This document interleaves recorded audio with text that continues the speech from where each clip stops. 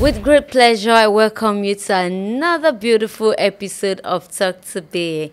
It's Talk to Be, baby. Gay, gay. Yes, you have come to the citadel of learning. It's another time to learn from true life experience. It's another time to ask yourself some questions that am I really doing it right? What am I doing wrong? As a parent, as individual, as a youth, as a child, where am I getting it all wrong? All right, on this episode of Talk to Be, as usual, you're going to learn. You are going to learn. Before I introduce my guest, because she's already in the studio with me, I would love to go for a break. Please note that every views and opinion expressed on this show is strictly that of my guest and has nothing to do with me, my person, or Talk to Be as a whole. All right, I'll be back shortly. Don't go away.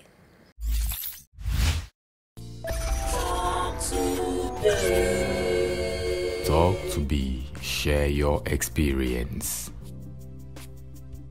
Thank you for not going away. In case you're just joining us, you're watching Talk to Be. My name is Dr. Abiola Adebayo Akinrinde. So I have my beautiful guest with an amazing story in the studio with me. So join me as I welcome my guest. How are you doing, ma'am? Good afternoon. Hello. So good to have you on the show. Thank you. You're welcome. You have to speak up a little so that my viewers can hear you clearly. Okay, ma'am. All right. Let's get to meet you. What do you do and everything about you? My name is Shikemi Ololade. Okay. I was born and brought up in Lagos State. Okay. I'm the second born of my dad, the last born of my mom. Okay. So it's happened like this. Ìgbà tí mo wà ní 9 months old, òun ni mọ̀mísí mi àti dádì mi ní issue. So ó ní argument tó fi dàbí pé everybody àwọn méjèèjì all the parts. So then, according to the story they told me, pé mọ̀mísí mi gbé mi lọ ńgbà yẹn because I was still a baby. Okay. So my dad used to say something pé àfi tó bá jọ́ ọmọ àlè lọ́mọ tán wọ́n máa sun ìta, something like that. So inú nǹkan tí ó sọ fún mi, ó sọ pé mo máa ń sick, mo máa ń gbóná. So my mom did not have any option than to bring me back to my dad place. So ìgbà tó gbé mi wá sí ọ̀dọ̀ dádì mi, then I was still young and ọ̀hún pé okay kí ni kàn wọ́n ṣe. He got married to another person, which is my stepmother. So life has not been easy for me at all because I was not raised with love. Can you put it in that way? I was not raised with love. So I grew up with my stepmother and my dad. So ìgbà tí mo wà ní, the journey started when I was 9 years old. Then ìgbà yẹn ni mo rí first period mi. So 9 years old. Yes. So ìgbà tí mo rí period, I was afraid because mi lè sọ̀rọ̀ fún stepmother mi and even my dad ọ̀hún fi bẹ́ẹ̀ sí nílé. So I was scared. Then mo wà ní primary 5. So tí bá ti ń lọ sí school, I will use all these paper. Màá fi tẹ́lẹ̀ ojú ara mi so kò ní stain because mi mọ ẹni tí mo fẹ́ sọ fún pé okay this is what I see or something like that. So ó ṣáà pé 5 months before they notice because then tí bá ti ń lọ sí school bẹ́ẹ̀ yẹn, my stepmother ó máa ń ta provision. So tí bá ń lọ sí school, she always search my body bóyá mo mú owó àbí mo owó. So ibi tó ti ń search ara mi lọ́jọ́ yẹn lọ́wọ́ rí pé ẹ̀jẹ̀ líle yìí kí ló ṣẹlẹ̀. So I was crying pé mo ti fẹ́ sọ fún yín tẹ́lẹ̀ but I don't know what tí mo máa bá lẹ́nu yín. So that is why mi ò fi sọ̀rọ̀. So then she called my dad pé ẹ wá wọ ọmọdé yọ ẹ̀jẹ̀ ló ń ṣe kinní kan. So my dad have to take me to the hospital pé very early kí ló ṣẹlẹ̀. So àwọn doctor yẹn wá ní pé ó máa rí bẹ́ẹ̀ pé èmi tètè rí tọ́dọ̀ mi ni. So ìgbà tí mo fi wà primary 6, then my dad said àwọn ò ní àǹfààní àti rán mi lọ sí school bẹ́ẹ̀ lọ títí mọ́ pé bóyá kí n lọ sí government school, and I said okay, no problem. So ìgbà tí màá fi lọ sí ibẹ̀, so according private school ni mo lọ tẹ́lẹ̀, so wọ́n wá ṣe kinní fún mi pé bóyá mo máa rí orúkọ mi ní government school because wọ́n máa work ẹ̀. So then I could not see my name ní gbogbo ìgbà yẹn, so mo dúró sílé for good 2 or 3 years. So then we have one tenant in our house, so tenant yẹn ló máa ń sọ fún mi pé okay, kí ni mo fẹ́ ṣe as obìnrin, kò ní dáa kí n máa jókòó sílé, kí n máa ṣe gbá, kí n máa ṣàwọn pé I should find something doing. Mo wọ́n pé kí ni mo fẹ́ ṣe, ó wá ní pé okay, kí n lọ kọ́ iṣẹ́, and I said okay, no problem. So me tailor ló wù mí kọ́, but ìgbà tó lọ bèrè sí, wọ́n sọ pé rárá pé hairdresser ni mo lè kọ́, and I said okay, kò sí wàhálà. So I ní láti bèrè sí. Like they pray about it, in pé is it my way, in pé ṣé tailor yẹn ṣé ọ̀nà mi ni àbí kò ń ṣọ̀nà mi. So they said it's not my way, in pé hairdresser ni ọ̀nà mi. Then I am doing it because mi ò ní choice, kó má dàbí pé maybe èmi náà fẹ́ ṣe nǹkan kan. So then my stepmother used to say something then, in pé àwọn ò lè dáná fún ọmọkọ tí ò bá ti lè jókòó síbi tí àwọn tí ń dáná, pé àwọn ò lè dáná fún. So it happened like this, in pé kí n tó close níbi iṣẹ́ ń gbà mí, ó máa ti dáná tán kí n tó délé. So ó ní fún mi lóúnjẹ, màá tún lọ sọ́dọ̀ dádì mi, same thing náà, àwọn náà ò ní fún mi ní owó. So God bless my grandma then, àwọn ni mo máa ń lọ sí ọ̀dọ̀ wọn. So ọ̀dọ̀ wọn máa ti jẹun alẹ́, then the second day my dad will give me money for food tí bá ti lọ sí ibi iṣẹ́. So everything was very tough. During that period, I did not know my mom. My mom see me, even pẹ̀lú bí stepmother mi ṣe ń ṣe fún mi tó, I did not even think about it. Nípa àwọn kọ́ lọ bí mi. I see her as my mom then. So because my senior sister, we were àwa méjì ni mom sí wa bí, but my senior sister ó ń gbé pẹ̀lú wa. So wá ṣẹlẹ̀ pé everything was very hard. Kò sí anything, no one to talk to, kò sí olùrànlọ́wọ́ tó yẹ pé gbogbo ìgbà yẹn I'm thinking of going to husband house. Mo ń rò láti lọ ilé ọkùnrin kan pé maybe I can even have my freedom, because ibi tí mo wà there is no freedom. Tí bá gbélé, my stepmother will shout at me. Any small thing tí bá ṣe, the feelings is there that she's not the one that gave birth to me, but mi ò rò ní gbogbo ìgbà yẹn pé òun kọ́ ló bí mi. So ibi tí mo ti ń ṣiṣẹ́, I have one guy there, all toast me nígbà yẹn. So but she toast me, so I was like opportunity lele okay. And I told him everything I'm going through, okay, tí bá lọ lé ọ kí n fún mi lóúnjẹ, ọ kí n ṣe gbá, ọ kí n ṣàwọ̀, and he said pé kí ló dé tó fi ń ṣe bẹ́ẹ̀, mo ní I don't know. So during that process, ìgbà tí mo fi ń kọ́ṣẹ́ lọ́wọ́, I tried to know my mom during that process. Ẹ̀gbọ́n mi ló jẹ́ kí n mọ mom sí mi nígbà yẹn.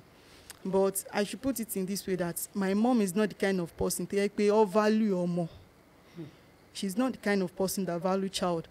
So along the line, mo mom sí mi ìgbà tí I was maybe 14 years old then, when I know her. Where was she living? She's living at Isheri. Isheri at that time? Yes. Where even was... up till now. Okay. Isheri, Lagos, Abi? Yes. What about your dad at that time? Igondo. Igondo, even Lagos. Up till now, yes. Isheri Gondo? Isheri Dimu. Isheri Dimu. Yes. And then you were living at Igondo. Igondo, yes. And you didn't know her for 14 years. I didn't know her at all. Chinekeme. I didn't know her. Even she did not even make attempt to know me, something like that. Even Isheri to Igondo. Yes. It's same axis now. Yes. Okay. So even ìgbà tí mo máa fi mọ̀ wọ́n, ó dùn popsi mi gan, because it was like àwọn fẹ́ kí n máa ṣe nǹkan, like maybe me doing freedom wedding or something like that, kó tó dín pé mo mọ̀ wọ́n. But ó dùn wọ́n sọ̀rọ̀ sí mi pé àkílẹ̀ tí mo máa fi lọ síbẹ̀, something like that, kíní kan. And I said okay, mo ti lọ náà nìyẹn. Even me, I regret going there, because she did not act like a mother to me ìgbà tí mo mọ̀ wọ́n tán. So mo máa ń lọ bíṣẹ́ ní everyday except Sunday. A máa ń resume bíṣẹ́ ní 12. So I will go to my mom's place around 9 o'clock. Màá kúrò lọ́dọ̀ wọn ní 11:30. so màá lè máa lọ sí ibi iṣẹ́ tí bá ń bọ̀. Then àti ọ̀dọ̀ wa dé ọ̀dọ̀ mọ̀mísí mi is 400 naira going and coming. If I'm coming back home, my mọ̀mísí used to give me 500 naira nígbà yẹn. So even me going there, ń béèrè lọ́wọ́ mi pé kí ni mo fẹ́ jẹ, like you should just act like a mother pé kí ló fẹ́ jẹ ọkọ mi, something like that. She no used to say it except if her husband is there, ọkọ tó ń fẹ́ bàbá yẹn ló máa ń béèrè lọ́wọ́ mi pé kí ni mo fẹ́ jẹ. So a lot of things sha like that. Ìgbà tó wá di when the guy toast me, then I said okay, there is no problem. Ìgbà tó yẹ pé ilé náà there is no love, everything mo kàn wọ́n pé my own mindset then is kì í ṣá lọ sílé ọkùnrin, maybe I will even have rest of mind. Then I get married at the age of 16 years. Yes. Mo lọ sọ́dọ̀ guy at the age of 16 years. So ìgbà tí mo máa lọ sí ọ̀dọ̀ ẹ̀, so him too, òun náà started act funny in some ways. Tó yẹ pé ó máa ná mi, ó máa ṣe everything because due to gbogbo nǹkan tí mo ti sọ fún. So he's now using the advantages of that. So ó ti mọ̀ pé I can't go home. So there is this day, ó travel. Ìyẹn ni tí mò ń fẹ́, ó travel for good 3 days. So ìgbà tó ń lọ kò fún mi anything, kò fún mi lówó, kò fún mi ní kankan. So I went to my friend place to eat that day. So ibi tí mo ti ń bọ̀, òun lòjò wá ká mi mọ́, so I don't have any option than to stay there. So òjò yẹn rọ̀ gan to the extent that mi ò lè lọ ní ọjọ́ yẹn. So I have to go in second morning. Mo need láti lọ ní ọjọ́ kejì. So ìgbà tí màá fi délé, we are living in family house then. Ìyẹn ni tí mò ń fẹ́, family house ẹ̀ là ń gbé. So ìgbà tí mo máa fi dé láàárọ̀, mọ́mí ẹ̀ béèrè lọ́wọ́ mi pé àǹbò mo ti ń bọ̀, mo sọ pé ọ̀dọ̀ ọ̀rẹ́ mi ni mo ti ń bọ̀, not knowing that ó ti pe ọmọ wọn pé mi ò súnlé, something like that, and I don't know. Mo ṣáà jókòó, then ó dé, bó ṣe dé láti travel, ó kọ́ pè mí ní pé kí n gorí bike because ó ní bike. Ó pè mí pé kí n gorí bike, so I was like bóyá ó fẹ́ gbé mi jáde. Bó ṣe lọ ó drop mi sí ibì kan tó yẹ pé everywhere is silent, gbogbo ẹ̀mí tí ẹ̀ mọ́ bẹ̀yẹn ilẹ̀ dẹ̀ ti ṣú. So wá bẹ̀rẹ̀ sí ní nà mí bí ṣe bọ́lẹ̀ látòrí ọ̀kadà, ó kọ́ bẹ̀rẹ̀ sí ní nà mí ni ó rough mi because ọjọ́ òjò rọ̀, the second day ló nà mí, ó po aṣọ mi mọ́lẹ̀, ó ṣe a lot of things fún mi. So I was like kí ni mo ṣe. He did not say anything until ìgbà tó fà mí sókè, ó kọ̀ níbo mo lọ lálẹ́ àná. So I was like ọ̀dọ̀ ọ̀rẹ́ mi ni mo lọ, something like that, and I started crying pé ẹ̀ṣẹ̀ tí mi ò mọ́wọ́ tí mi ò mọ̀ ẹsẹ̀, pé nǹkan báyìí ló ti ṣẹlẹ̀, pé nǹkan tí mi ò dẹ̀ fi wálé lélẹ́yìn, pé òjò rọ̀ all through and mi lè torí bọ òjò kí n fi wálé. So during that process, èèyàn kan kọjá tó mọ popsi mi, so ẹni yẹn ló wá lọ sọ fún dádì mi pé ṣé ẹni lọ gba ọmọ yín lẹ̀ lọ́wọ́ bọ̀bọ́ yìí, ṣó dìgbà tó bá pa kẹ́ tó mọ̀ pé bọ̀bọ́ yìí fi ìyà jẹ ọmọ yín. So my dad did not have any option. Ọ̀nà òun ò ní gbà mí pé ṣe bẹ́ẹ̀ mi ni mo sọ pé mo fẹ́ lọlé ọkọ, something like that. So I don't have nothing to do then than to go and meet my dad and beg him pé kọ́jọ torí Ọlọ́run pé I can't live with the guy anymore, pé kọ́jọ kí n padà wá sílé. And he said okay. Mo wá padà wá sí ilé. Then my stepmother náà, àwọn náà máa maltreat me a lot. Wọ́n máa maltreat me. So ìgbà yẹn I will go to my mom's place and tell her nǹkan tí mò ń go through lélẹ̀. She would just say forítì, Ọlọ́run á ṣe, má worry, má forítì, ṣebí bẹ́ẹ̀ ló ti ń gbé láti ilẹ̀. Mo wá ń pò kè, kò sí wàhálà. So ìgbà tó yá, that guy, mo padà sí ẹnu ìkọ́ṣẹ́ mi padà again because ìgbà tí mo fi wà lọ́dọ̀ bọ̀bọ́ yẹn, I stop going to work. Okay. So ìgbà tí mo máa fi padà lọ sọ́dọ̀ popsi. What were you now doing? Kí lẹ wá ń ṣe ń bẹ̀? Mo ń ṣiṣẹ́ ní then I was working at ilé epo Alhaji. Mo ń bá yàn tajà ń gbà yẹn. So ó wá mú mi padà lọ sí ibi tí mo ti ń kọ́ṣẹ́. So bí guy yẹn máa wá sí ibi iṣẹ́ mi, ó máa try láti nà mí, láti ṣe everything. So mo ní ọ̀rẹ́ kan gbà yẹn, òun ló wá sọ fún mi pé okay, maybe because kò tí ì rí mi pẹ̀lú any other guy mi, bóyá nítorí ẹ̀ ló fi máa ń wá láti wá take advantages again, ní pé láti máa nà mí, do a lot of things for me. Mo wá pé kí ni mo fẹ́ ṣe, I don't want any problem. ń pé mi ìfẹ́ wàhálà ń pé mo ti rí a lot of things ní ọ̀dọ̀ tiẹ̀ ń pé so I don't want any issue with any guy again. Ó wá ní pé rárá pé tí ìbá wà pẹ̀lú ọkùnrin kan pé ó sì máa continue láti máa wá disturb mi. So ọ̀rẹ́ mi yẹn ló wá introduce ọkùnrin kan sí mi gbà yẹn. So ìgbà tó wá introduce ẹ̀ sí mi, I told him to everything tí mò ń went through, tí mò ń là kọjá nílé, everything like that ṣá. So although no, he stood by me. So mo kó lọ sí ọ̀dọ̀ ẹnìyẹn náà again. So mò ń gbé ní ọ̀dọ̀ ẹ̀ but òun fìfẹ́ hàn mí, ó ṣe a lot of things for me tó yẹ pé yes mi ò regret pé mo lọ sọ́dọ̀ ẹ̀. So during that process ìgbà tí mo fi wà ní ilé ẹ̀, I do go to church. Èmi àti dáàdì mi làjọ máa ń lọ church kankan náà. So my dad now called me one day pé ìrìn àjò kan yọ sí mi o, something like that ṣá ń pé ṣé mo lè travel out, something like that. Mo wá ní pé travel out. Wọ́n wá ní pé ọ̀rẹ́ tọ̀wọ̀n kan ló introduce ibẹ̀ yẹn sí ọ̀wọ́n, ó dẹ̀ wá okay tí bá ti dé bẹ́ẹ̀ máa kàn máa send owó sọ́wọ́n ní ìgbà kan àwọn kan mo dẹ̀ ní pé okay no problem pé ìgbà tí ò ṣe pé bóyá ibìkan tí mo fẹ́ lọ ṣe ń pé fún success gbogbo wa náà ni. Wọ́n wá ní pé so during that period mo gbàdúrà, mo gbàwẹ̀, mo ṣe a lot of things before I moved. Mo lọ sí ibẹ̀ ní 2016, that was 2016 March 2016 òun ni mo lọ. So I don't know then ń pé Libya ni mo ń lọ. So ìgbà tí dáàdì mi náà àwọn náà dẹ̀ parọ́ fún mi because ó sọ fún mi pé tá bá ti débì kan a máa wọ plane and I don't know it's by land. So àwa méjì la lọ, èmi àti Abiliki. She's late now. She's late? Yes. So what killed her? Òun lọ kú sí due to stress. Libya? Yes. She died? Yes, she died there. Wow. Due to stress because àwọn tún dàgbà jù mí lọ. Then her firstborn was maybe kí n sọ pé 19 or 20 years old then. So àwa méjì ni a lò more than 2 weeks and maybe 4 or 5 days lọ́nà. Hey. So nǹkan tó dùn mí ni pé my dad did not tell me pé I will go through that because ó sọ pé tá bá ti débì kan a máa wọ plane but I can't blame him. Maybe nǹkan tó sọ fún ọ̀wọ́n náà nìyẹn. So bí a ṣe ń lọ nìyẹn. Then ìgbà yẹn kó tó di pé mo lọ, mo gbé lọ́dọ̀ bọ̀bọ́ yẹn for good 2 years then. Mi ò lóyún, mi ò ní anything ní gbogbo ìgbà yẹn tí yẹ pé gbogbo ìgbà yẹn gan I think maybe I have a problem because ẹni tí mo gbé lọ́dọ̀ ẹ̀ òun ti bímọ méjì. Okay. Guy yẹn ti bímọ méjì, so I think I have a problem then.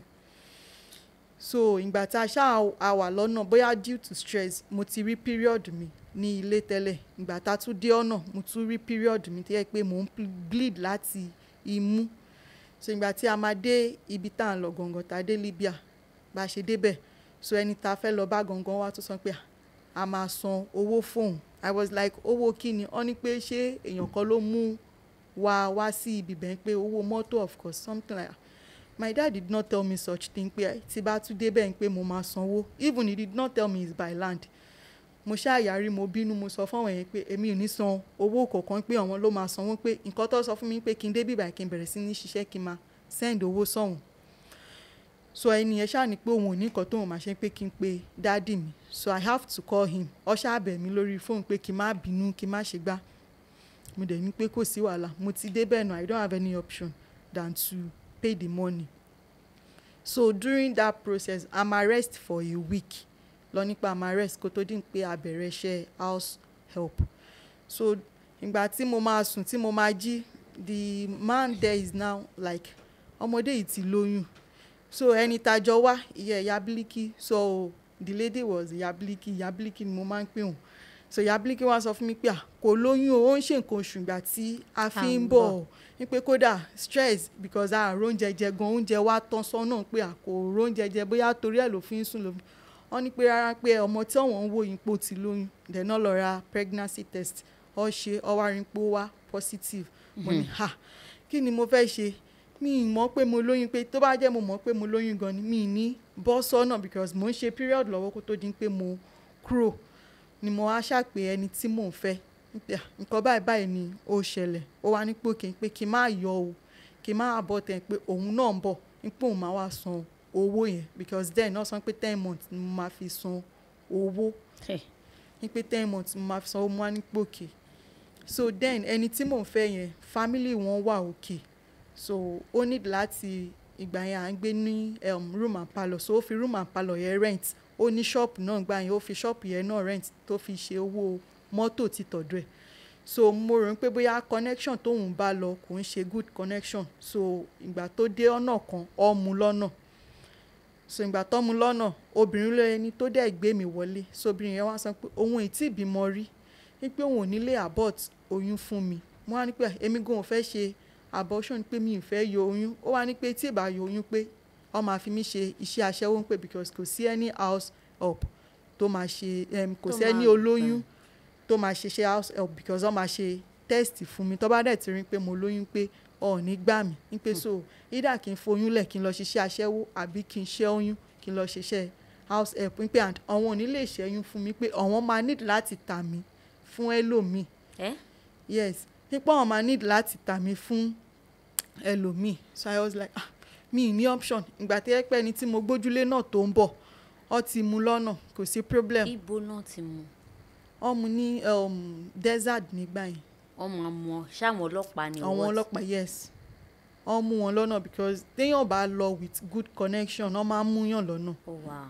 wọ́n máa ń múyàn lọ́nà téèyàn bá lọ with good connection so mi ò ní any option wọ́n wá tà mí fún bọ̀dá kan nígbà yẹn so bọ̀dá yẹn ló you were sold wọ́n tà yín. yes wọ́n tà mí fún bọ̀dá yẹn so bọ̀dá yẹn ló ṣẹ́ oyún mi so then bọ̀dá yẹn wá sọ pé oṣù mẹ́wàá ló jẹ́ kán wọ́n gbà ń pé but nítorí owó táwọn fi ṣe oyún mi wọ́n máa gba 11 months lọ́wọ́ mi so ìgbà tó ṣe oyún yẹn fún mi tán mo wà okay so bí ṣe wà okay ó jẹ́ kí n rest for maybe 2 weeks mo bẹ̀rẹ̀ iṣẹ́ house help ìgbà tí mo bẹ̀rẹ̀ iṣẹ́ mo wálé fún 3 nítorí a máa wálé tá bá ti ṣe 3 months níbẹ̀ a máa wálé láti wá rest so ìgbà tí mo wá wálé bọ̀dá yẹn nìkan ló máa ń gbé ilé so ó ṣàfẹ́ rape mi ní ọjọ́ yẹn tó yẹ pé ó ti bọ́ gbogbo aṣọ mi tó ti ṣe everything tó ti ń try láti wọlé sí but mo ní pé rárá mi ì ní gbà because mo ń sanwó fún yín ẹ̀dẹ̀ tó fẹ́ take advantages of me pé mi ì ní gbà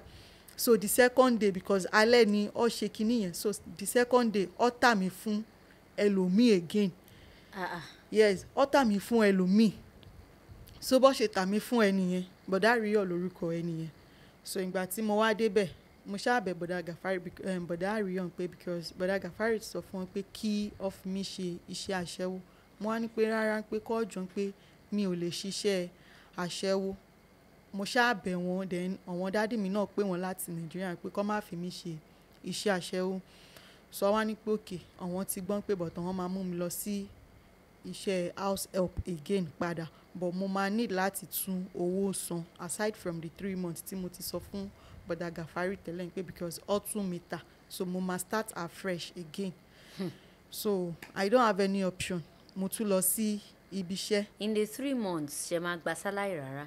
a máa ń gba salary but àwọn tó gbé wa wọlé ló máa ń fún ní salary so mi kì í gba anything. ní gba anything rárá. mi kì í gba anything. owó wo lẹ máa fi survive. ibẹ̀ la máa ti ń jẹun. okay so aside oúnjẹ nothing. there is nothing except ibi tá a ti ń ṣiṣẹ́ tó bá ń fún wa ní tip ń pé bóyá ká.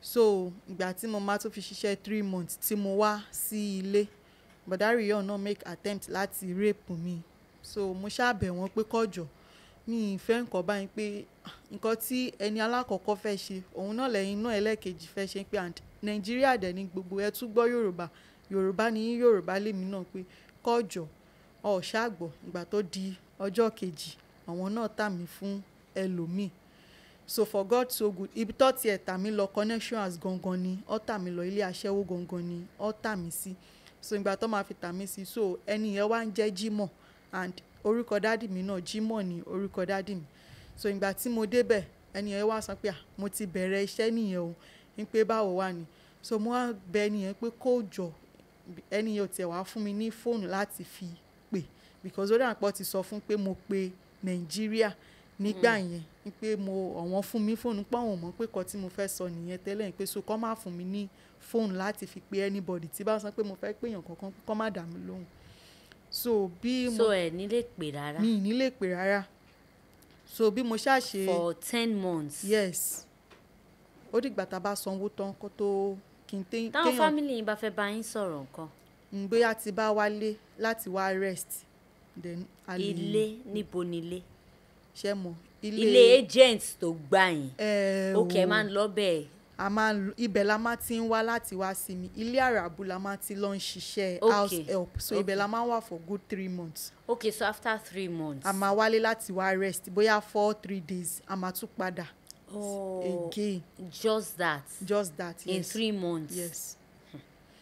So ìgbà tí mo ṣàbẹ̀ bọ̀dá Jímọ̀ pé kọ́jọ́ wípé kọ́ máa fi mí ṣiṣẹ́ aṣẹ́wó pé kọ́jọ́ torí Ọlọ́run pé ọmọ kékeré sì ni mí and then mo wà ní bóyá 19 or 18 then yes 19 or 18 then so mo ṣàbẹ̀ bọ̀dá Jímọ̀ pé kọ́jọ́ pé kọ́ rí mi gẹ́gẹ́ bí àbúrò wọn pé tó bá jẹ́ àbúrò wọn kan pé ṣọ́ máa rí kó máa rìn lọ sínú kòtò pé kọ́jọ́ nǹkan tí mi ò ń ṣe Nàìjíríà tẹ́lẹ̀ tẹ wá gbé mi dé nílùú kẹwàá and kò ń ṣe Nàìjíríà nìkan ló wà níbẹ̀ Ghana Sudan àwọn oríṣiríṣi countries tó yẹ pé àmọ́ àrùn tó wà lára wọn tẹ wá ní pé kí wọ́n máa ṣiṣẹ́ aṣọ pé òkè any amount tẹ bá fẹ́ gbà mo prefer láti ṣiṣẹ́ house help ju kí wọ́n sọ pé mo fẹ́ wá ṣiṣẹ́ àṣẹwọ́ wá ní pòkè pé kò sí wàhálà pé àwọn máa mú mi lọ sí ibiṣẹ́ house help mo wá ní pòkè wọ́n wá ní pé but 1 year làwọn máa gbà mo wá ní pé no problem pé 1 year yẹn mi ò fẹ́ wá sí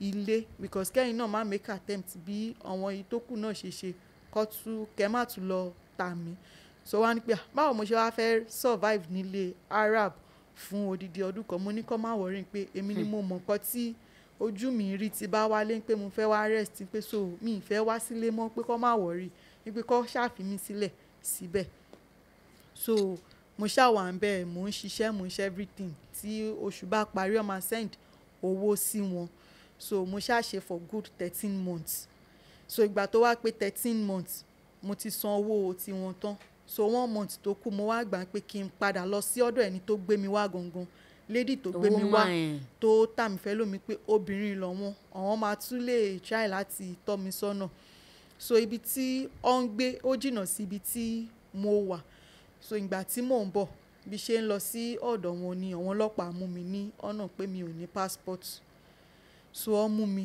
mo lò 1 month and some days ní prison. Hey? Yes mo lò 1 month and some days ní prison nígbà yẹn gbogbo owó tí mo pa pé tí bá dé ọ̀dọ̀ wọn pé wọ́n máa fi bá mi ra phone ni pé màá lè get phone so èmi náà lè máa try láti máa pe ilé so gbogbo owó yẹn ló gbà lọ́wọ́ mi ìkọ̀ ẹyọ kan tó kù lọ́wọ́ mi ni ìwé tí mo kọ wọn numbers sí so nǹkan ẹyọ kan tó kù lọ́wọ́ mi nìyẹn so mo lò a month and some days ní prison nígbà yẹn so then ó bọ́ sí ìgbà àwẹ̀ because Muslim country ni so ó bọ́ sí ìgbà àwẹ̀ àwọn òǹdẹ̀ fẹ́ ń dẹ́ṣẹ̀ ní sìn nígbà àwẹ̀ yẹn so gbogbo ìgbà yẹn wọ́n ti sọ pé wọ́n máa deport gbogbo wa because a pọ̀ níbẹ̀ yẹn gan ń pọ̀ máa deport everybody so ìgbà tó wá ó ní ọlọ́pàá kan tó máa ń bá wa ṣeré níbẹ̀ mo wá lọ bọ́lọ́pàá yẹn pé kó jọ pé mo fẹ́ pe dádì mi pé ara wọn ò yá ní Nàìjíríà pé kó jọ kó fún mi ní fóònù so mo ṣáà mú nọ́mbà mo pe dádì mi mo sọ fún dádì mi dádì mi prison ni mo wà wọ́n ti mú mi o sọ́ṣà ni pé kí n pe pastor ìyẹn pastor wa mo ṣáà pe pastor ìgbà tí mo máa pè wọ́n pastor gbàdúrà fún mi I think it was on Wednesday ni mo pè wọ́n ó gbàdúrà fún mi ó ṣe gbogbo ẹ̀ pé kí n má wọrí pé ìyanu máa ṣẹlẹ̀ so bó ṣe di ọjọ́ Saturday for God so good ó ṣáà pé everybody pé tá bá ní èèyàn tó lè sanwó fún wa pé ká bẹ̀rẹ̀ sí ní pè kó tó di pé wọ́n deport wa ó ń pé ká bẹ̀rẹ̀ sí ní pé àwọn ẹni tó lè sanwó fún wa káwọn lè free wa ká máa lọ. tó lè sanwó fún yín ní Libya. ní Libya pé. tó jẹ yín lówó. no àwọn ọlọ́pàá yẹn kọ́ tó fi wá sílẹ̀ wọ́n ní pé ká pe àwọn èèyàn tó lè wá fi owó bẹ́ẹ̀lì. bẹ́ẹ̀ yes ní pé tó lè wá fi owó bẹ́ẹ̀lì wá so mo wá pe woman tí mo fẹ́ lọ bá so àwọn ló wá san owó tí mo fi jáde so mo wá padà sí ọ̀dọ̀ wọn gangan so ìgbà yẹn bó ṣe yọ mí wá ní pé because normal ọ ṣèyàn gidi sí mi because tó bá jẹ́ lómìn bó ṣe yọ mí jáde tó bá jẹ́ 50,000 ló fi yọ mí jáde ó máa gba 100,000 but wọ́n sọ pé 50,000 tó wọ́n fi yọ mí yẹn ni kí n san so mo wá ń ṣiṣẹ́ ní gym office wọn gym office ni mo ti ń ṣiṣẹ́ mo máa ń bá wọn clean gbogbo everywhere. So mo wá rí Nàìjíríà lady kan náà bẹ́ẹ̀, so èmi àti a máa jọ ń sọ̀rọ̀, a máa jọ ń ṣe everything. Òun náà wá ní pé òun náà ò ní pẹ́ sanwó tán nígbà kan àwọn kan pé bóyá tóun bá ti sanwó tán ká jọ gba ilé, because ilé láti gbà lọ́hùn yẹn it's not that easy at all. Kò easy láti dá gba ilé fúnra rẹ̀ yẹn pé òun nìkan fẹ́ dá gba ilé. Mo wá ní pé èmi tiẹ̀ ti sanwó tán pé ó mú mi lọ́nà gan-an, wípé mò ń bọ̀ lọ́dọ̀ ẹni tó gbé mi wá ni ó mú mi lọ́nà, ló wá ní pé ayé ìyá.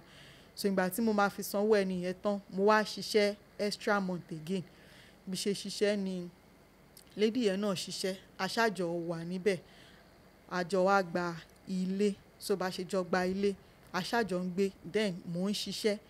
But bí ṣe ń ṣiṣẹ́ mi àti lady yẹn àjà along the line, because obìnrin àti obìnrin ṣe mọ̀ tá àtúmọ̀ra wa rí from nowhere, so ìwà wo ò bára wa mu àjà. But ìgbà tá fẹ́ gbalé, èmi ni landlord mọ̀, èmi ni mo lọ fún landlord lówó. So ìgbà tóun máa fẹ́ òun lòun kúrò, èmi sì wà ní ilé. So gbogbo ìgbà yẹn owó ilé kò easy láti san owó ilé kó tó di pé èèyàn jẹun, owó everything and tea-fare too, because èèyàn kì í rìn, téèyàn bá rìn ó lè mú yàn. So owó tea-fare, owó ilé everything àti owó oúnjẹ náà ló máa ń gba owó lọ́nbẹ̀ yẹn. So mo wá wò pé I don't have any option than to come home. So during this process, ìgbà tí mo máa fi dé Libya, I called my dad pé it was not easy ìgbà tí mò ń lọ, pé ọ̀nà yẹn ò dá rárá. So and mo lọ ní 2016 March. Àṣé dádì mi tún mú, ṣe àwọn pé mo sọ pé àwa méjì ni mọ̀mísí wa bí, first born wa, dádì mi tún tì wọ́n sọ́nà again. Wá sí Libya? Yes. Why? I don't know. Wọ́n tún tì wọ́n wá sọ́nà, but bọ́wọ́n ṣe sanwó tán, because àwọn gan rí pé bẹ́ẹ̀ yẹn ò easy, bọ́ ṣe sanwó tán lọ́wọ́n padà wá sí Nàìjíríà. Ṣọ́kùnrin ni àbóbìnrin? Obìnrin ni àwa, obìnrin méjì ni mọ̀mísí wa bí. So àwọn ò tiẹ̀ dúró pẹ́ rárá bọ́ ṣe sanwó tán, because ẹlòmíì ló gbé àwọn wọlé, kò ń ṣe ẹni tó gbé mi wọlé ló gbé àwọn wọlé. So ẹlòmíì ló gbé, bọ́ ṣe sanwó tán báyìí ọkọ̀ wá owó ó padà wá sí Nàìjíríà padà. So tí bá wá pé dádì mi pé mò ń bọ̀ nílé, ó máa ní kí n ṣì máa forí tì o, kí n má wá o, kíníkan kíníkan. So mo wá rò pé kò sí wàhálà, if I want to come home, mi kúkú ní sọ fún yín ni, ẹ kàn máa dédé rí mi ní ilé, because èmi ni mo mọ nǹkan tí mò ń face ní bíbá. So kó tó dìgbà yẹn, then I met one guy called Ahmed. So because ọ̀rẹ́ mi yẹn ló sọ. The guy that was coming yẹn kọ́ tẹ́ ń fẹ́ tẹ́lẹ̀ yẹn. Mo ti ṣẹ́ oyún kó tó di pọ́ fi sílẹ̀. Ṣé wọ́n padà fi sílẹ̀? Ó padà fi sílẹ̀. Ṣé wọ́n padà sí Naija? No, kò padà, ibẹ̀ ló ṣì wà up to date. But ibi tóun wà ó jẹ́ kí n sọ pé maybe Lagos to Abuja, kémi wà l'Abuja kóun wà l'Èkó. So kò easy láti wá sí, kò easy láti wá fún òun sí ibi bẹ̀yẹn, but ó easy láti wá fún èmi sí ọ̀dọ̀ títí ẹ̀, because èyàn ní free movement ní ibi bẹ̀yẹn rárá. So ó wá ní guy kan tí mo pàdé nígbà yẹn pé òkè kó tiẹ̀ máa bá mi sanwó ilé pé, because owó ilé bẹ̀yẹn kò easy láti máa san, kí n tó rí owó ilé san, kí n tó rí owó oúnjẹ, kí n tó rí owó aṣọ láti rà, láti ṣe everything sí ara mi. Sèmi àti guy yẹn ń gbé, ó toast mi, adẹ̀jọ́ wọn ń gbé níbi tọkọ-tìyàwó. Nàìjíríà náà ni guy yẹn náà, Yorùbá ni. So aṣájọ ń gbé yẹn náà, ó máa ń smoke, so dẹ̀ woman bitter ni, ó máa ń nà mí gan-an, tí ẹ pé ó máa nà mí. Àwọn landlord wa ló máa wá bá ń pè kí ló yẹ tó fi nà obìnrin, something like that. So wá nígbà kan tó fi nà mí, tí ẹ pé gbogbo ojú mi ó wú tí mi ò lè ríran mọ́. Ẹni tájọ́ ń gbé landlord mi ó need láti lè kúrò nílé pé wo bó ṣe na obìnrin, ṣó fẹ́ pa ni, ṣé torí kò sí àwọn family ẹ̀ bí báyìí. So ó ṣàlè kúrò nílé pé ṣé èmi nìkan ò lè dá wà ní. Mo wá ní pé òkè kò sí wàhálà. So èmi nìkan ṣáà ń dá wà, èmi nìkan mo máa sanwó ilé, mo máa ṣe everything. So kò pẹ́, ó ní ọjọ́ kan àwọn Arab yẹn àṣọ tí wọ́n ti ń wò mí, wọ́n ti notice mi pé èmi nìkan ni mo wà níbẹ̀ tí mò ń gbé bẹ̀ as obìnrin. So wọ́n wá ní alẹ́ ọjọ́ kan, wọ́n bẹ̀rẹ̀ sí ní ju òkúta ní pé kí n ṣílẹ̀kùn, kí n ṣe kinní kan àwọn ọkùnrin, kí n ṣílẹ̀kùn. Mo ṣáà bẹ̀rẹ̀ sí ní gbàdúrà pé kírú kí lélẹ̀. Mo ṣáà ń gbàdúrà pé I don't want anything like this again. Èmi tí mo tún ń try láti ṣẹ̀ṣẹ̀ máa gbádùn ara mi, tẹ́yìn náà tún wá kó ti yín dé. So mo ti wò pé tí bá pe dádì mi ní moment yẹn pé mò ń bọ̀ wá sí Nàìjíríà, wọ́n máa tún fẹ́ discourage mi pé kí n má wá, kí mi nǹkan sọ fún wọn ni. bó ṣe di ọjọ́ kejì bí àwọn ènìyàn ṣe make attempt láti san pé bóyá àwọn fẹ́ ṣe ju kínní ibẹ̀ yẹn kò dẹ̀ jìnnà sí ọ̀dọ̀ landlord mi, so mo need láti pe landlord mi pé àwọn nǹkan wá ń kanlẹ̀kùn ọ̀dẹ̀ ń ju òkúta, so yẹn ló wá fún rescue mi. Mo wá wò pé níjọ́ tí ò bá sí nílé kọ́ àwọn ẹni yìí they can do and undo. Bí ṣe lọ sí Nigeria embassy nìyẹn. Mi ṣáà ní ẹ wò mo ń padà wá sí ìlú bàbá mi yìí tí mo ṣe tó gẹ́. So then 2019 ìgbà yẹn, so ó jẹ́ ìgbà tí president wa kan tó fi free flight lẹ́sí ọ̀hún pé gbogbo àwọn ọmọ Nàìjíríà tó lọ ti pọ̀ jù ní pé so kí gbogbo àwọn ọmọ Nàìjíríà pé tá bá fẹ́ padà wá ká má gba free flight yẹn padà wá. So ibẹ̀ ni mo ṣáà lọ register pé mo fẹ́ padà wá sí Nàìjíríà ní 2019. So mo padà sí Nàìjíríà ní 2019 May 8. So bí ṣe padà wá sí Nàìjíríà mi tí ẹ̀ ṣiṣẹ́ mi ṣe anything, gbogbo owó tó bá mi wá sí Nàìjíríà padà bóyá lójú 200,000 lọ. Mo ṣáà ní pé jẹ́ kí n ṣáà wá sílé. So bí ṣe wá sílé bí ṣe délé mo dé sọ́dọ̀ popsi mi padà. So bí ṣe dé sọ́dọ̀ dádì mi ó ní kílé tí mi ò fi pọ̀ wọ́n, mo ní mi ò lè pè yín because tí bá pè yín ẹ máa tún ní kí n ní sùúrù ni. Ẹ̀gbọ́n mi nìyẹn tó jẹ́ ẹ̀gbọ́n mi gan sef, at least òun ò tiẹ̀ forí tì rárá. Mo ní èmi tiẹ̀ ṣì try láti forí tì ní pé òun bóun ṣe sanwó tán lòun ṣe padà wá sí Nàìjíríà ẹ̀ẹ́dẹ̀ sọ̀rọ̀ sóhun so ẹ̀yẹ́kẹ́mi náà padà wá sílé. So ọ ṣáà ní pé kò sí wàhálà, nǹkan tèmi bá fẹ́ rí nǹkan tèmi fẹ́ rí ojú mi dẹ̀ máa rí kíní kan ṣáà sọ ní gbogbo ìgbà yẹn. So mo try láti múnú wọn dùn, mo fún wọn ní nǹkan díẹ̀, mo lọ sọ́dọ̀ mọ̀mísí mi náà, mo try láti ṣe ọmọ dáadáa sí wọn. So along the line mo ń gbé lọ́dọ̀ popsi mi again. Ìgbà tí mo dẹ̀ bẹ̀rẹ̀ sí ní gbé níbẹ̀ step mother mi náà try ọ̀tún àwọn náà tún ṣẹ̀ṣẹ̀ gbógun ẹlẹ́ẹ̀kejì again pé ibi tèmi ń bọ̀ tó bá jẹ́ ó sàn mí ni mi ní padà wá sí ilé dádì mi. So wọ́n fúngun mọ́ mi, wọ́n ṣe a lot of things tó yẹ pé mi ò mọ̀ nǹkan tí mo fẹ́ ṣe. So for God so good mo ń ṣiṣẹ́ nígbà yẹn. So bí ṣe ń ṣiṣẹ́ mo wá rent shop, mo gather owó jọ, mo rent shop, mo ń ta provision, mo ń ta aṣọ, mo ń ta pef, mo ń ta a lot of things. So bí ṣe ń ta then kò sí ẹni tó ń fún mi ní owó oúnjẹ, I'm the one feeding myself. Inú owó ọjà yẹn náà ni màá ti jẹun, màá ti ṣe a lot of things. So ó dẹ̀ bẹ̀rẹ̀ sí ní rí pé ọjà yẹn wá lọlẹ̀ ìgbà tí ẹ pé mi ò kí ń fi owó kún, mo máa ń yọ owó láti jẹun bẹ́ẹ̀. Mo tún lọ bá dádì mi pé at least ẹ̀yin kọ́ lẹ ṣí shop fún mi, kò sí 5 naira yín gbà tí mo fẹ́ ṣí shop, kò sí 5 naira yín bẹ́ẹ̀, kẹ́tì ẹ̀ máa make attempt under your roof mo ṣì wà, ẹ ṣì ní right láti máa san pé ó yá gba ọjọ́ báyìí mi ò compulsory ẹ̀ pé lójoojúmọ́ pé but ọjọ́ tó bá wà ẹ máa try láti san pé ẹ̀yin náà tiẹ̀ fẹ́ fún mi. Ọṣà ni pé àwọn ò lè máa fún mi ní owó oúnjẹ, so inú owó ọjà mi ni mo ti máa ń jẹun, mo dẹ̀ ń gbé lọ́dọ̀ ọ̀dọ̀ wọn. So inú pálọ̀ ni mo máa ń sùn because 4 rooms la ní lọ́dọ̀ wa, ó fi ẹyọ kan rent, ìyàwó wọn gbé lẹ́yọ̀ kan, ọ̀wọ́n náà gbé lẹ́yọ̀ kan, so pálọ̀ ló kù. So inú pálọ̀ ni mo máa ń sùn, ibẹ̀ ni mo máa ti ń múra, ibẹ̀ ni mo máa ti ń ṣe a lot of things, bẹ́ẹ̀ lẹ́rù mi wà. So tí bá ń sùn nǹkan bí 6 o'clock step mother mi kọ́ lè jí, ó máa wá ká curtain, kò ń ṣe pé bóyá ó fẹ́ ṣe anything o, ó kàn máa ká curtain pé bóyá kí n lè dìde, ó máa ká curtain, ó máa wọnú ilé lọ. So màá dìde, màá ṣe everything, mo kàn wọ́n pé okay kò sí wàhálà. So ìgbà tó yá mo pàdé guy kan, bí ṣe pàdé ẹ̀ ó tó mo kẹnu sí mi, mo dẹ̀ wọ́n pé okay kò sí wàhálà, ilé tó kúkú ń gbóná tẹ́lẹ̀ pé bóyá kí n kú máa lọ gbé ní ọ̀dọ̀ yẹn. So mo wá ṣáà ń gbé lọ́dọ̀ ẹ̀, so ọ̀dọ̀ ẹ̀ ò jìnnà sí ọ̀dọ̀ wa. So mi ò kó gbogbo ẹrù mi kúrò lọ́dọ̀ wa, mo kàn máa ń wá láti wá pick àwọn aṣọ tí bá fẹ́ wọ̀. So màá padà lọ sí ọ̀dọ̀ ẹ̀ but mi ò sùn ọ̀dọ̀ wa mọ́. So ó ṣẹlẹ̀ pé òun náà ó try láti take advantages of gbogbo nǹkan tó ń ṣe mí because ó nígbà kan dádì mi sùn, bó ṣe sùn ó ti mọ̀ pé ọ̀dọ̀ ẹ̀ ni mo wà, even most of àwọn èèyàn gan ti mọ̀ pé mo ti marry ní gbogbo ìgbà yẹn. So ó wá ní ọjọ́ kan dádì mi sùn, bó ṣe sùn mo kọ́ tí mo wá ṣe nílé, bóyá mo wá mú aṣọ náà ni. So ó wá pè mí, ó wá ní pé àwọn lálàá pé ẹni tí mò ń fẹ́ ó kúrò nílé for good 2 weeks kò wálé o, kò ṣe gbà mò ń kọ́kọ́ rò lọ́kàn mi pé irọ́ ni pé bóyá torí mi ò kì í sunlé mọ́ ló yẹ kó sọ̀rọ̀ nǹkan bẹ́yìn. So it's not up to a month tòótọ́ lẹ́ni yìí bá disappear kúrò nílé bó ṣe lọ. So I was like ó kọ love because Tyler ló ń ṣe ìyẹn ẹni tí mò ń fẹ́. Okay.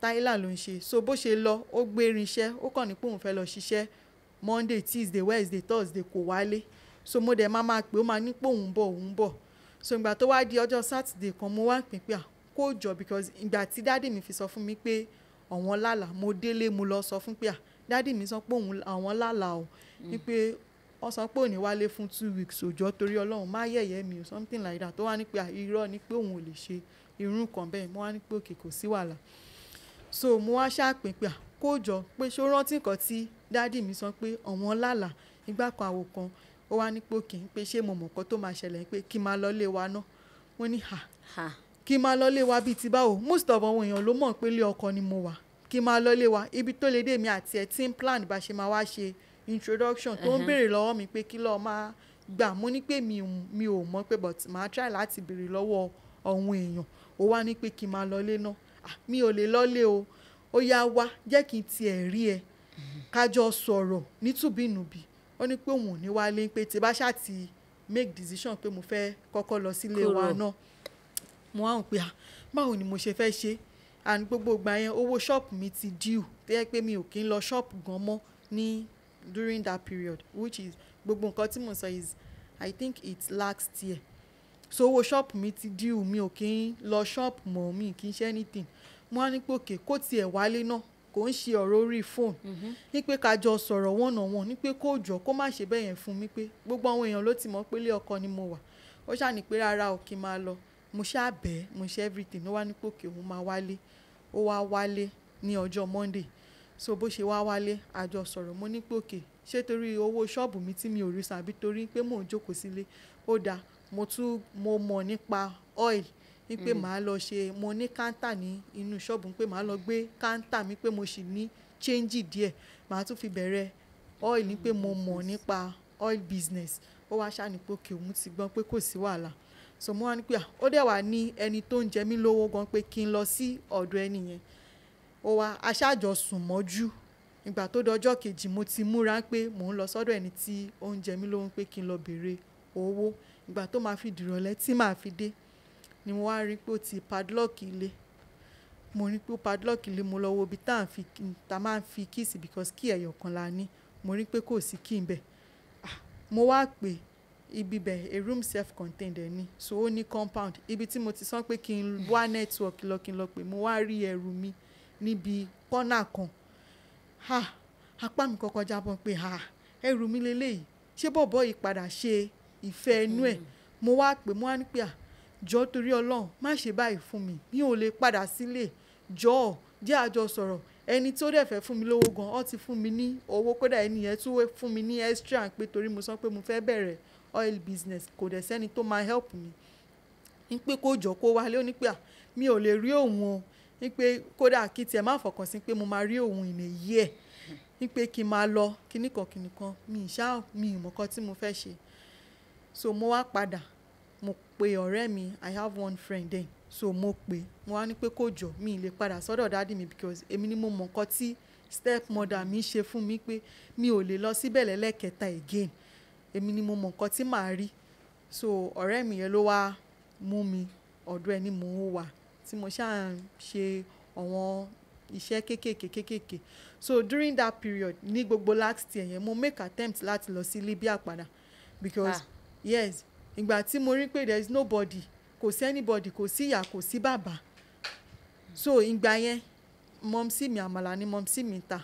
and all good ní àmàlà dáadáa so ọkàn wọn máa ń sọ fún mi ìgbà yẹn pé kí n máa wá sọ́dọ̀ wọn ní pé tí bá ti ń wá ní pé àwọn náà tiẹ̀ lè máa fi ọwọ́ bọ́ ṣe ń ṣe gbogbo ọ́ máa fi hàn mí pé because ṣọ́ọ̀bù tí mọ̀mísí mi wà mọ̀mísí wọn ló fi síbẹ̀ fún wọn pé tọ́wọ̀n náà bá fi sílẹ̀ fún wọn mọ́ pé kò tí ì sí nǹkan tó pọ̀ jù but then tí bá pe mọ̀mísí mi pé mọ́mì mò ń bọ̀ ọmọ náà wọn ò sí nílé and ìgbà yẹn family house ló ń gbé so kò tí ì sí nǹkan tó máa sọ pé ok jẹ́ kí n fún ẹni báyìí ní key tó bá ti dé bèrè key lọ́wọ́ ẹ̀ but tí bá pè wọ́n àwọn ò sí nílé ló máa ń sọ fún mi which is April last year òun nìkan tí mo sọ yìí so mi ní any other option than ìgbà yẹn ni mo ẹ̀ṣẹ̀ wá ríṣẹ́ sí hotel so for God so good ó wá jẹ́ṣẹ́ a day on a day off so mo Okay. ṣáà ń lọ mò ń bọ̀ so ibẹ̀ ni mo ti rí ẹni tí ibẹ̀ mo ti rí fiancé mi ọdún náà tí ń date ti pẹ́ but mi ò kọ bí ara sí pé maybe ẹni tí mo máa fẹ́ ni because Àwórì lèmi náà so mo wá wò pé no I don't want to date Àwórì guy so ìgbà tí mo dẹ̀ rí pé there is no any option for me mo kàn wọ́n pé okay and ìgbà yẹn òun náà tún try láti fún mi ní owó díẹ̀ so ibẹ̀ ni mo ṣáà wà so ìgbà tó wá di November mọ̀mísí mi ò tiẹ̀ make attempt láti pè mí pé báwo wá ni o má bínú ọkọ mi or make attempt pé kó pè mí so I was forced to call her last year November ní pé mo regret pé ẹ̀yin lẹ bí mi. Hey. Yes mo sọ fún wọn mo ní mo regret because as a mother mi máa ń believe pé inú oyún ni ìfẹ́ ìyá àti ọmọ ti máa ń bẹ̀rẹ̀ pé okay when you know you don't love me kò kú jẹ́ kẹ́ ó kú bí mi kẹ́ ó kú abort mi pé kẹ́ ṣẹ́ mi nígbà yẹn ju kẹ́ bí mi sílé ayé lọ kẹ́ má kò sí impact even mo á ṣe wàá jókòó pé yes mo rí reason tí popsi mi fi sọ pé òun ò fẹ́ kí n mọ̀ wọn mo wá ní pé yes èmi gan regret pé mo mọ̀ yín because ìgbà tí mo ti mọ̀ yín mi ò ní ní impact kankan nínú life mi because mo rántí ìgbà tí owó ṣọ́ọ̀pù mi due I called her as my mom pé mọ́mì owó ṣọ́ọ̀pù mi due ọ́ ní tí ìbá tẹ̀lé ọ̀wọ́n lọ because àmàlà ló ń tọ́ ọ́dẹ̀ máa ń pè wọ́n lọ fún iṣẹ́ olópò ọ́ ní tí ìbá tẹ̀lé ọ̀wọ́n lọ ṣiṣẹ́ olópò wọn ò ní fún mi lówó then mo tẹ̀lé wọn lọ ṣiṣẹ́ olópò my mom still gave me 3,000 naira ó fún mi ní 3,000 so I was forced to call her last year November pé mo regret pé ẹ̀yin lẹ bí mi. Kí ló wá sọ? So anything up to date pè mí.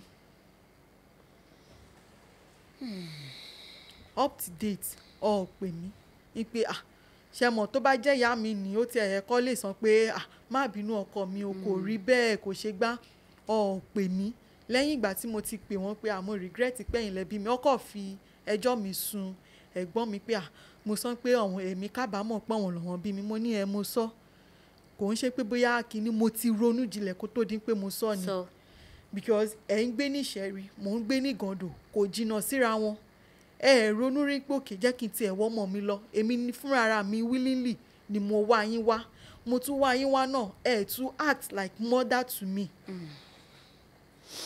act like mother to me so I was forced to call her that November pé mo regret pé wọ́n lọ bí mi so since then so àtìgbà yẹn ṣá I moved to my fiancé place láti last year so mò ń gbé níbẹ̀ mò ń try láti wà okay mo dẹ̀ ń lọ sí ibi iṣẹ́ so a day on a day off so everything was going fine because ìgbà tí kó tó dìgbà yẹn gan mi ò rí popsi mi mọ́ so ìgbà tí mo máa rí wọn ó ti lean náà ti ṣe gbá mo àwọn pé I don't have anything to do pé kí n ṣe pact mi gẹ́gẹ́ bí ọmọ sí bàbá because ṣe bàbá sí mi ní pé but kémi kọ́ ṣe bí ọmọ sí wọn mo ṣáwọn pé okay tó bá ṣe ń fún mi ní owó ní oṣooṣù èmi náà máa make attempt láti máa send díẹ̀díẹ̀ sí wọn ní tó bá ti di parí oṣù tá a bá ṣe ń gba owó because on the 5 àbọ̀ on the 6 ló máa ń fún wa ní salary ní ibi iṣẹ́ pé èmi náà máa make attempt láti máa fún wọn ní owó so mo ń live fúnra mi kò sí ìyá kò sí bàbá I was not raised with love even my stepmother the sin èmi àti wọn àkíjọ ń sọ̀rọ̀. So daddy yín wá kàn sí. He's fine. It is well sorry. Kí ni ẹ fẹ́ káwọn èèyàn kọ́ nínú story yẹn? What I want people to learn from my story is mo máa ń sọ up till now ẹ̀rù marriage máa ń bà mí because mo rí marriage gẹ́gẹ́ bí tọ́mọ bá ti wà ń bẹ̀ tí kò bá ti la nínà tí tọkùnrin ò bá na obìnrin you should stay there because of your children. Tí nínú ò bá sí ńbẹ̀ o kẹ́ dúró síbẹ̀ nítorí ọmọ, because I know tó bá jẹ́ mom sí mi wà lọ́dọ̀ dáàdi mi àbí tó bá jẹ́ wà papọ̀ mo máa parí school mi, even I will be fine, mo máa wà okay, because bí dáàdi mi ṣe san pọ̀ wọn ò ní owó ń gbà yẹn, my mom will try to help at least. but ọlápẹ́ stepmother mi, she's like nǹkan mi ó yàtọ̀ sí nǹkan wa, so ó rí mi gẹ́gẹ́ bíi pé ọmọ ọkọ ni mí, because tó bá jẹ́ pé ó rí mi gẹ́gẹ́ bíi ọmọ wa ni ìgbà yẹn ọ ní shop, so yẹ káwọn náà tiẹ̀ make attempt láti sọ pé ọ̀nà kọ̀nà ọmọdé yìí náà máa lọ sí school, because gbogbo àwọn ọmọ ẹ̀ ló lọ sí school, gbogbo àwọn ọmọ ẹ̀ ló lọ sí school. So marriage ẹ̀rù ń bà mí gan. So what I want people to learn from it is kó try láti endure nínú marriage because of children, nítorí ọmọ, especially ìyá, and kó máa fún àwọn ọmọ wọn ní listening ear, especially mom, because ìgbà yẹn tó bá jẹ́ bí ṣe rí period mi, because tó bá jẹ́ bí ṣe rí period stepmother mi fà mí mọ́ra, màá tètè sọ fún wọn pé mọ́mì mo rí nǹkan báyìí báyìí o, so kò ní jẹ́ strange thing sí mi, but mi ò mọ bí mo ṣe fẹ́ pùtẹ̀ sí wọn due to ẹ̀rù tó ti wà ní ara mi, so mi ò mọ bí mo ṣe máa tress sí wọn pé mọ́mì mo rí nǹkan báyìí. So and a lot of things ni mo fẹ́ kọ́wọn èèyàn kọ́, because up till now mo hate stepmothers, anybody tí bá fi lè rí pé ìyàwó bàbá ni mo máa hate wọn, because mo máa ń rò lọ́kàn ní ọgbọ́n ọmọdé tèmi pé lè wish ọmọkọ wọn well than their own children, fẹ́ kí ọmọkọ wọn wà successful ju ọmọ wọn lọ. So mi ò like anything called stepmother, mi fẹ́ máa gbọ́ sétí pé polygamy, yes, mi like at all. Advice wo ni ẹ ní fún àwọn èèyàn tó ṣì wà tó yìn fẹ́ lọ sí Libya, àbáwọn tó yìn sọ pé mo ṣàgbọ́dọ̀ kúrò Nàìjíríà dandan, in fact Libya yẹn ó dáa mo fẹ́ lọ bẹ̀, especially that Libya? Nǹkan tí mo máa sọ ní one thing tí mo rí kọ́ tí mo tó dẹ̀ wà tí mo sì máa ń sọ up till now wípé kò síbi tó ríre èèyàn ò sí ní lẹ́yìn ọlá pé ní government gidi ni.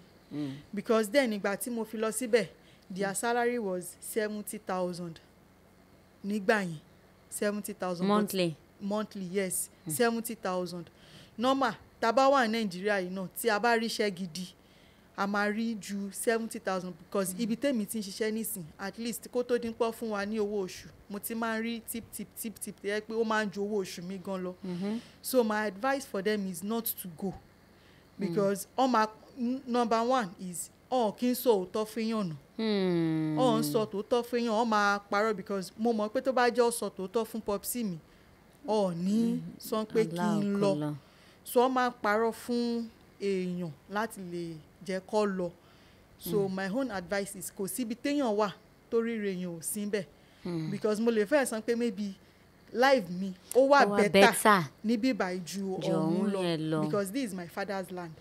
Mo ń ṣe bó ṣe wù mí, mo ń rìn bó ṣe wù mí, kò sẹ́ni tó máa sọ̀rọ̀ sí mi nísìí tí mi ò ní sọ̀rọ̀ tèmi padà, but ọ̀hún yẹn màá máa ṣe pé mi ò mọ anybody, mi ò níyà, tipátipá gan ni mo fi gbédè wọn, because ó lédè mi tán wọn sọ ní ọ̀hún. So my advice is to stay here.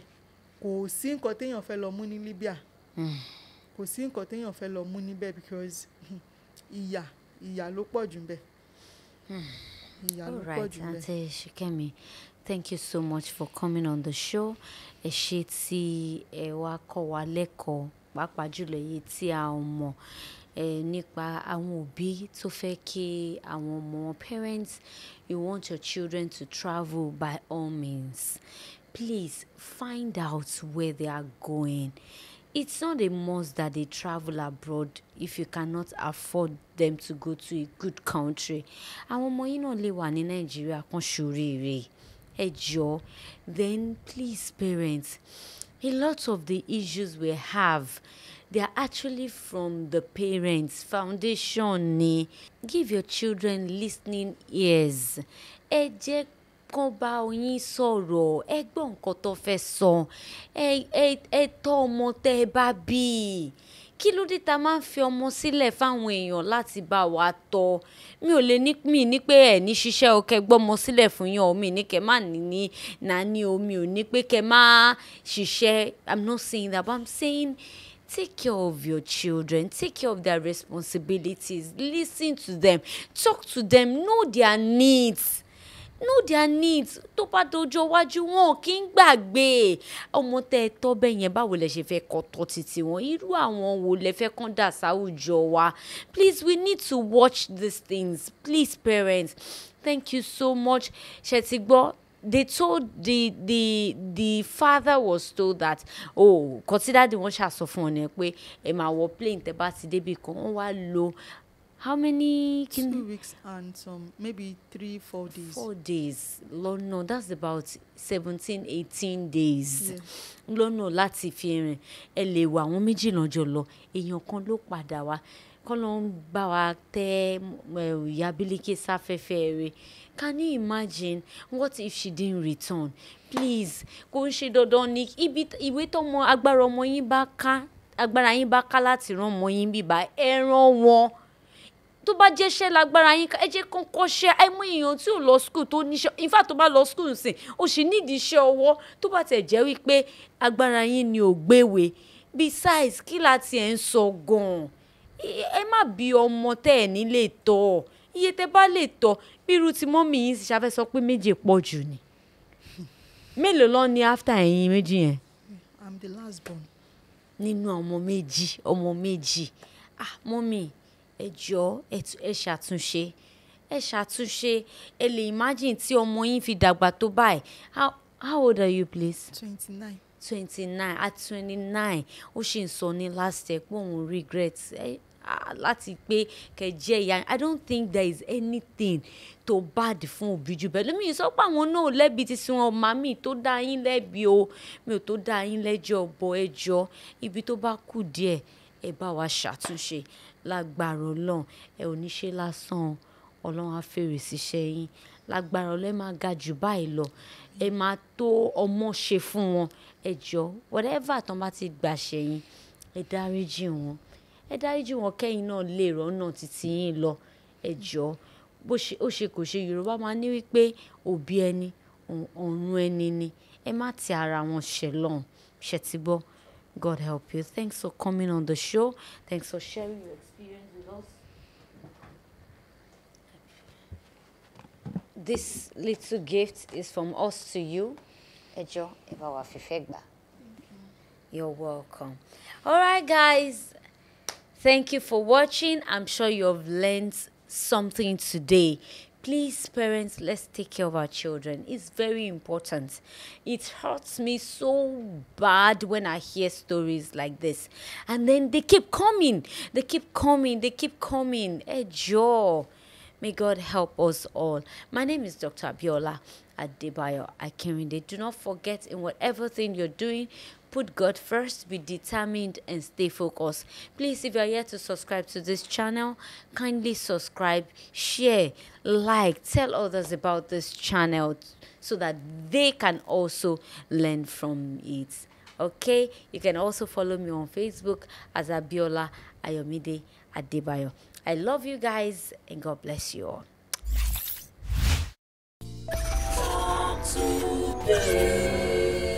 Talk to be, share your experience.